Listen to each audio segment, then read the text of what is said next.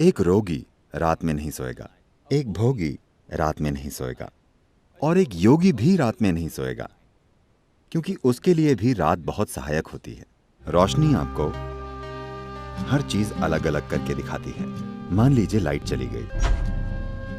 रात में कुछ ऐसा है कि सीमाएं थोड़ी धुंधली हो जाती हैं। तो योग के लिए, सेक्सुअलिटी के लिए, दोस्ती, नजदीकियां, पढ़ाई, फोकस, इन सभी चीजों के लिए रात ज्यादा सहायक लगती है।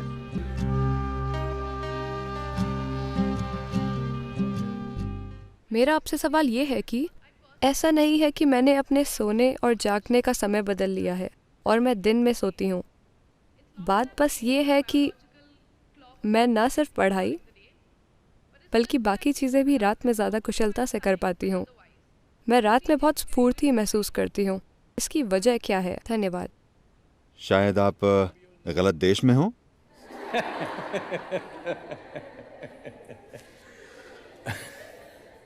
तीन तरह के लोग होते हैं जो रात में नहीं सोते। एक रोगी रात में नहीं सोता। रोगी का मतलब है बीमार इंसान, क्योंकि वो सो नहीं पाता। एक भोगी रात में नहीं सोता। एक सुख खोजने वाला रात में नहीं सोता, क्योंकि उसके कामों के लिए रात मददगार होती है। एक योगी भी रात में नहीं सोता, क्योंकि उसके लिए भी रात बहुत सहायक होती है। आप इनमें से क्या हैं, आप तय कर सकती हैं, मैं कुछ नहीं कहूंगा। रात में क्या खास होता है? देखिए, रोशनी। हमारे लिए रोशनी इसलिए कीमती है क्योंकि हमारी आंखें एक खास तरह से बनी हुई हैं। रोशनी आपको हर चीज अलग अलग करके दिखाती है। देखिए, अभी क्योंकि यहां रोशनी है, मैं इस इंसान को, इस इंसान को, इस इंसान को, इस इंसान को देख सकता हूं।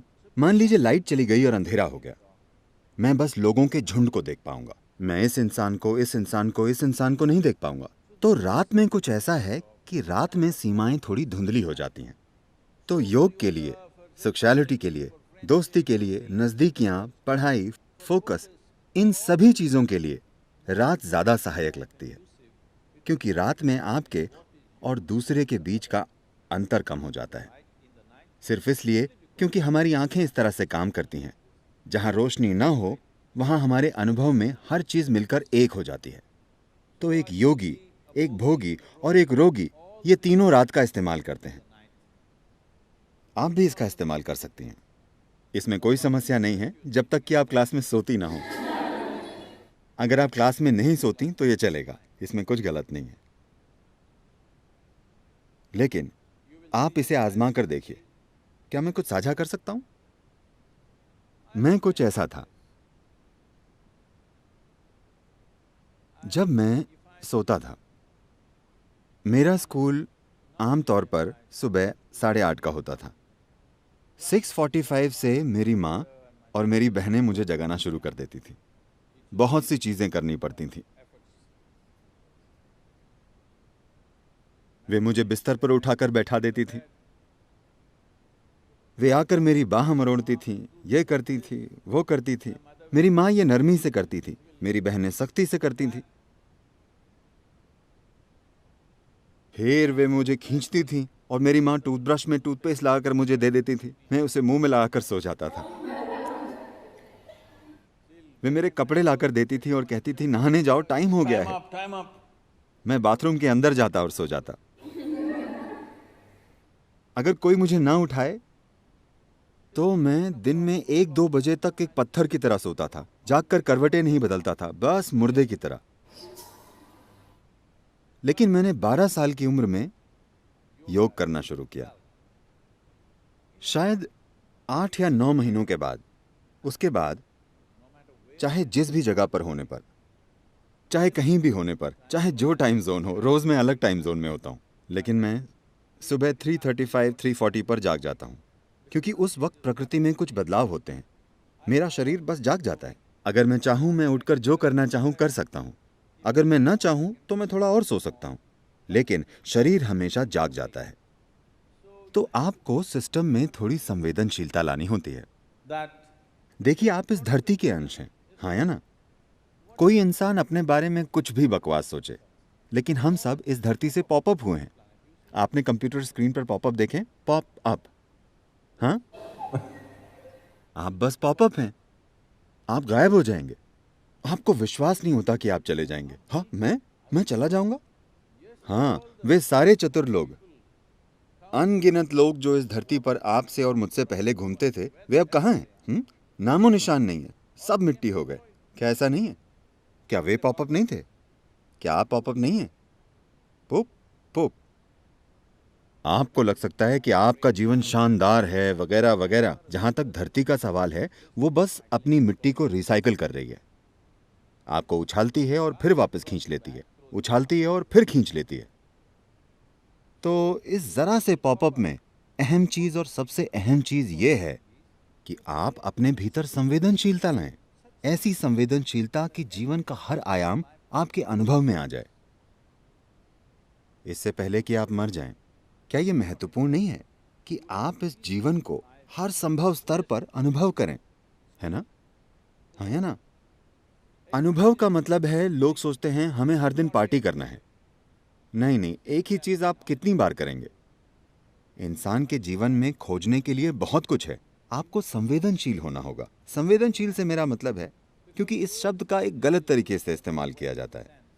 इस मायने में जब लोग कहते हैं अरे वो संवेदनशील है, तो मतलब होता है वो जरा सी बात का बुरा मान जाएगी। है ना? आपके जीवन का संवेदनशील होना और आपके अहम का संवेदनशील होना दो अलग चीजें हैं। जीवन के संवेदनशील होने का मतलब है कि अगर आप इस हॉल में आते हैं तो आप यहाँ मौजूद हर चीज का अनुभव करते हैं। आपसे कुछ नहीं चूकता। अगर आप बाहर जाते हैं तो आप किसी चीज से नहीं चूकते। जीवन के हर आयाम को आपके अनुभव में आना चाहिए। एक बार ऐसा हुआ, शंकरन पिल्लई ने काम करवाने के लिए गधा खरीदा। जिस आदमी ने गधा बेचा, उसने कहा, देखो ये बहुत संवेदनशील गधा है। आप उसे पीट नहीं सकते, आप बुरे शब्द नहीं बोल सकते, आप गधे को गाली नहीं दे सकते। शंकरन पिल्लई ने कहा, यह तो बहुत अच्छी बात है। हर दिन इन गधों को पीटते पीटते और गालियां देते देते थक गया हूं। इन गधों से काम कराने के लिए मुझे हर रोज घटिया शब्द बोलने पड़ते हैं। मुझे संवेदनशील गधा अच्छा लगा और उसने गधे की संवेदनशीलता के लिए थोड़े ज्यादा पैसे भी चुकाए और उसे घर ले आया। उसने गधे को बाड़े में रखा। कल सुबह उसे घर पर जाना था। वो वहां गया और गधे से बोला, चलिए हमें चलना चाहिए। कोई असर नहीं। He said, please. उसने फिर कहा, कृपया चलिए।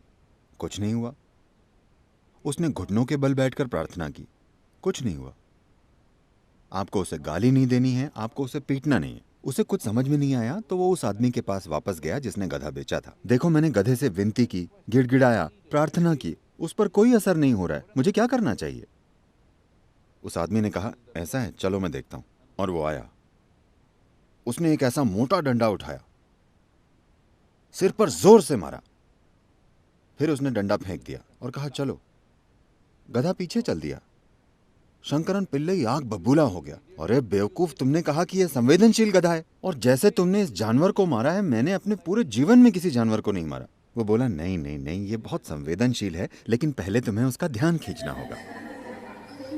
तो संवेदनशीलता विकसित करने का मतलब है कि अगर आप अपनी आंखें बंद करें तो आप जान जाएं कि चांद अभी किस अवस्था में है, क्योंकि ये सब आपके शरीर में हो रहा है। हर दिन ये आपके सिस्टम में जाहिर हो रहा है। Every day it is playing in your system. Do you see if it's a full moon or a new moon, the entire ocean is coming up? क्या आपने ध्यान दिया है कि अगर पूर्णिमा या अमावस्या हो तो पूरा समुद्र उछलता है, ज्वार भाटा आता है ना? आप कभी समुद्र तट पर गए हैं या नहीं जाते? आप जाते हैं? लहरें उठती हैं। Yes. पूरा समुद्र ऊपर उठने की कोशिश कर रहा है। आपके शरीर का 72% पानी है। आपको लगता है कि कुछ नहीं उठता, ये उठता है। सूरज और चंद्रमा की हर स्थिति और कई चीजें जो धरती के साथ हो रही हैं, वो आपके साथ भी हो रही हैं। आपके जीवन को संवेदनशील बनना चाहिए, तभी आप जानेंगे कि आपके जीवन के हर पहलू को कैसे संभालें। संवेदनशील अहम मत बनाइए, अपने सामाजिक पहलू को संवेदनशील मत बनाइए। अगर आपके भीतर का जीवन संवेदनशील बन जाए और इस जीवन के साथ जो हो रहा है, अगर वो एक चीज आप जानते हैं, तो आप देखेंगे कि आपका जीपीएस ऑन हो गया है। तब कोई समस्या नहीं होगी, आप कभी खोएंगे नहीं। इससे कोई फर्क नहीं पड़ता कि कौन क्या कहता है, आप कैसे हालात में पहुंच गए हैं, आप कभी भटकेंगे नहीं, क्योंकि आपका जीवन संवेदनशील है।